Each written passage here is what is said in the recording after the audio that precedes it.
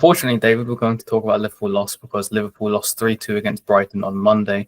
And Liverpool did take the lead twice, first through Harvey Elliott after brilliant work from Szoboszlai, Salah and Bradley, who was just fantastic in the build-up to the goal. Brighton respond to level the score, and then Szoboszlai's cross in the first half somehow goes in. But then in the second half, Brighton scored twice to eventually win the game. And I wouldn't say personally that it was an undeserved result, but I do want to focus on one player in particular because Harvey Elliott, he managed to get a goal, he managed to get an assist, but his comments after the game suggested that he would do what's best for his career. And I wondered whether we might be seeing the last of him in a Liverpool shirt. Yeah, it feels a little bit like that. I mean, it's a notable kind of shift in tone from, I know he spoke to the Echo a few weeks back and kind of, sounded like someone who wanted to stay and fight. And it's just very, very sort of interesting that things kind of seem to have shifted with him slightly. I wonder whether there's been a conversation behind the scenes and a kind of realization that the opportunities maybe still aren't going to be there next season, particularly with the business that Liverpool do. So it does look a little likely, or it feels a little likelier after reading those quotes that maybe he'll move on. And I think that's sad, by the way, if he does. I mean, it makes sense for Liverpool in that they haven't used him enough this season. For him, at the age he is now, probably best to go out and play.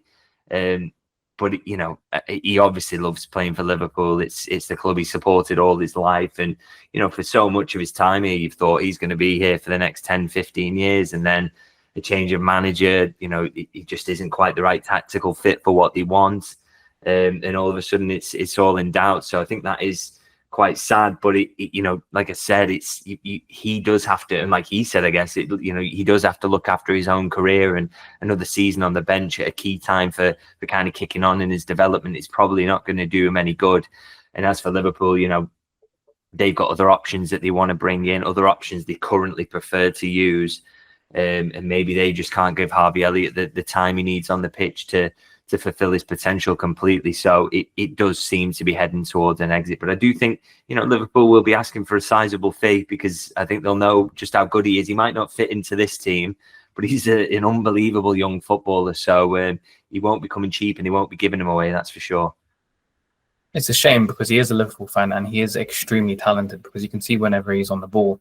But Harvey Elliott, he hasn't been a regular starter this season. And speaking of starters, Slot made a number of changes against Brighton where you might not have expected certain players to play. So, for instance, you had Federico Chiesa up front, you had Jarrell Kwanzaa in the back line. And I'm wondering whether alongside Harvey Elliott, perhaps there's a contingent of players that started against Brighton that maybe we might not see in the Liverpool shirt again. Yeah, wouldn't be surprised with it. I think Chiesa in particular. I mean, I saw the quotes from the breakout, the embargoed section of the press conference ahead of this game, where Arne Slot had kind of suggested that Chiesa might have a future at Liverpool, and I have to be honest, I don't really believe him on that front. It's just very, very difficult to see how he is still at Liverpool next season because, from his perspective, he can't want another season like this where he's completely on the sidelines. I mean, he's been fit for a long time and he's still not been playing.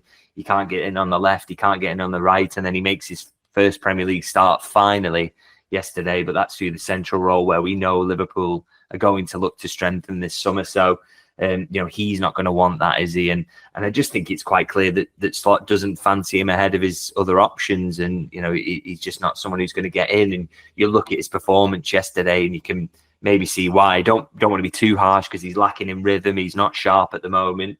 But obviously he's not playing for a reason. It's to do with what's being seen on the training ground. And I'm guessing it's pretty similar to what we saw last night, which is kind of, I think he takes one shot, 12 touches, 5 passes, I think it is. And I think he loses 7 out of 8 duels, which is an awful lot. So it's just not working out for him, really, is it? And I think, Liverpool will probably be able to get a decent fee to send him back to Italy. For him, it would make sense to go back there and get his move. And, at the end of the day, he's going to leave with the best wishes of everyone because I know he's very well liked behind the scenes and no one's questioned his professionalism at any point this season. But it's sometimes moves just don't work out. And I think this is in that category, despite what Arne Slot said. I think there's going to be a market for him this summer. And I think Liverpool will engage with that. And with Jarrell Kwanzaa, I've seen that he's been linked with Premier League clubs, with Bundesliga clubs. I personally think he's very talented. I just think perhaps he's come into the wrong environment at Liverpool, where Konate's ahead of him, Van Dijk's ahead of him, and he might need playing time. Is a move away the best for his career, and would that necessarily be a permanent move away from Liverpool?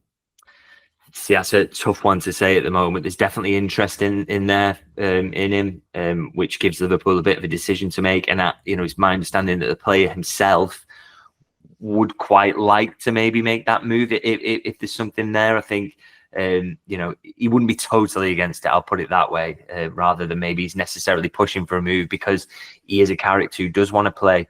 Believes in his own ability and knows he's good enough to play elsewhere, still at a very, very high level, if not quite at Liverpool's level at the moment. And again, it's just one of those that you kind of thought back end of last season, you're like, this kid is going to be a Liverpool centre-half for a long time. Maybe not the first choice next season, but that he would be in and around it this year and have a good season. And he has played some games and he's done okay sometimes, but I just think the lack of rhythm again is killing him. And when he comes in, he just doesn't look as sharp. And he's had some good games, but he's had some bad games in there as well, and a few notable errors. So, if you've got that combination of factors that Liverpool could bank profit on him and his pure profit in PSR terms, he's not way high up the manager's plans, therefore they would be willing to make the sale, and there is interest.